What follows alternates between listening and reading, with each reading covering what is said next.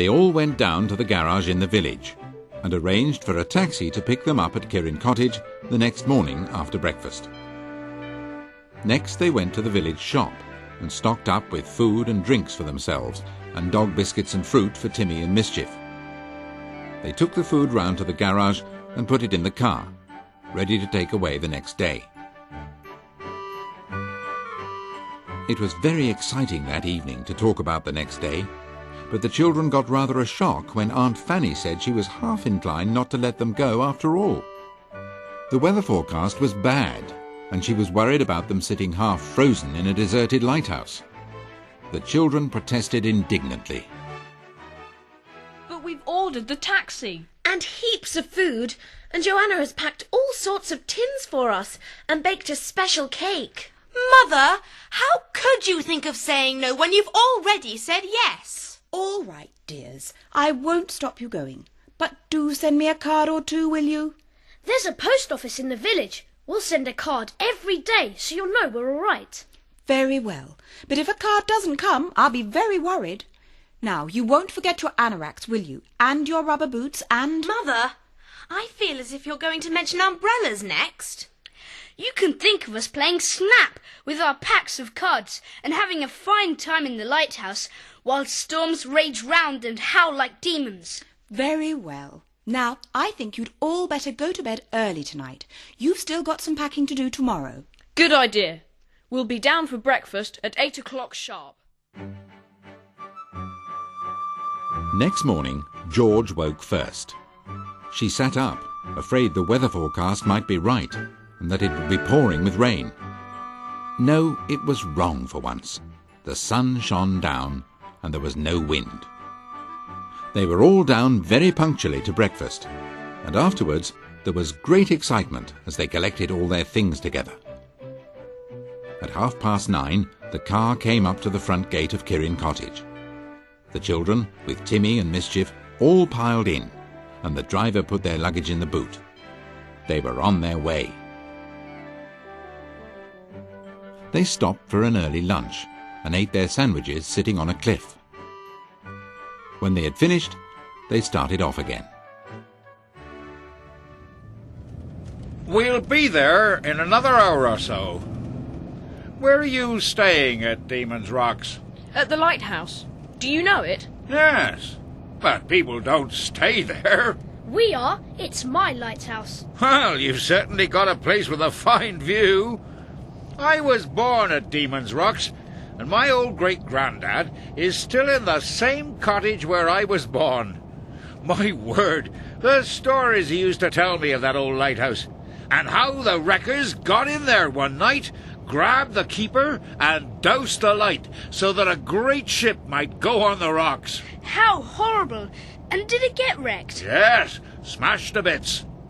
Then they waited for the tide to wash up the wreckage. You ought to look up my old great-granddad and get him to tell you his tales. He might show you even the wrecker's cave. Oh, we've heard about that. Is it really true? Is there someone in there still? No. All the old wreckers are gone long ago. As soon as the new lighthouse was built, the wrecker's day was done. What's your great-granddad's name? Jeremiah Bogle. You'll find him sitting somewhere on the quay, smoking a long pipe. He likes children, so don't be afraid of his scowl. Why is the place called Demon's Rocks? Well, the rocks are so wicked that it was reckoned that they could only have been put there by some savage demon. When shall we see the lighthouse? As soon as we get to the top of this hill. And tell that monkey to take his paw out of my pocket. Behave yourself, Mischief.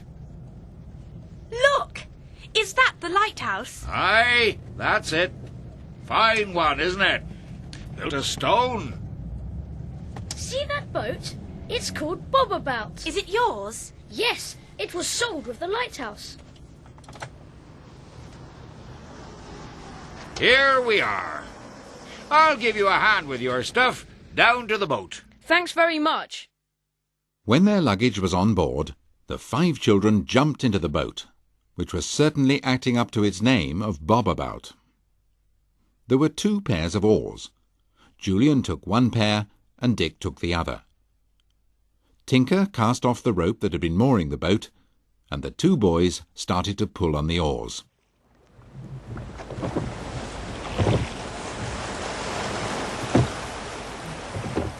The rocks are covered with water. My word, just look down and see what horrible rocks they are. They are the rocks we can walk over when the tide's out. We're getting near.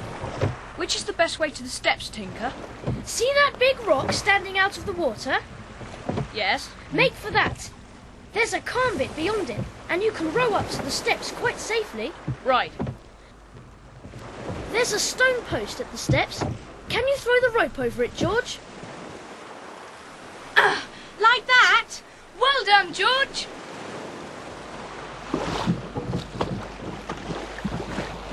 I'll unlock the door.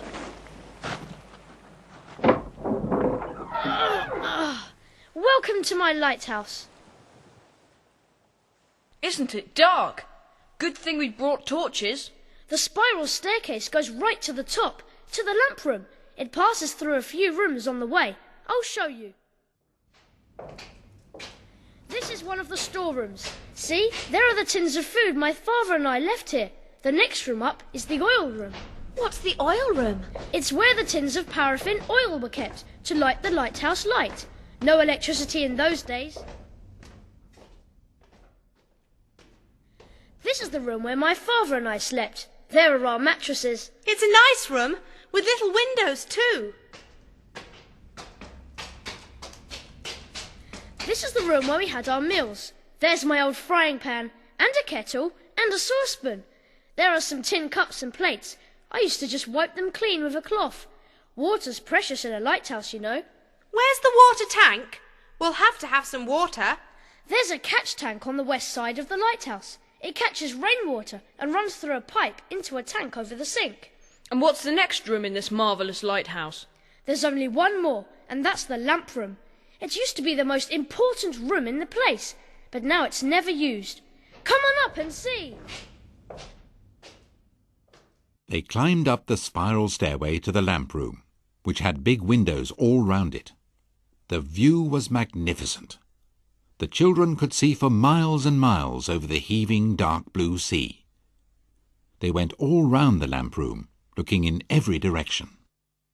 Look, there's a door here. Does it open onto the gallery? Yes, the outside gallery goes completely round the lamp room. You should see it sometimes when the weather is rough. The gulls perch on that gallery by the dozen. This is the most exciting place I've ever stayed in. I hoped you'd like it.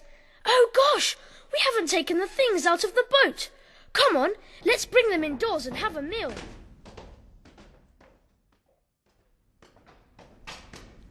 This door is so heavy and strong. I suppose it has to be like this because of the sea dashing against it in a storm. The boat's still safely here. Come on, Julian. You and I will take the heavy things. The girls and Tinker can manage the rest. Look at Mischief. He's carrying those little packets inside. All right, Timmy. You can help too. Here, take this basket. We'll leave the boat where it is. If the sea gets rough, we'll have to pull it halfway up the steps.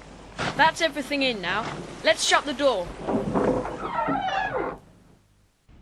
I'm really hungry now. What sort of meal shall we have? I feel as if I want something more than a tea time meal. Let's have a tea sup meal, shall we? A mixture of tea and supper. Let's have 2 boiled eggs each for a start. I'll put some water on to boil. Right. I'll give them exactly 3.5 minutes each. I'll cut the bread and butter. What about some of Joanna's famous mince pies too? What shall we have to drink? Ginger beer or lemonade?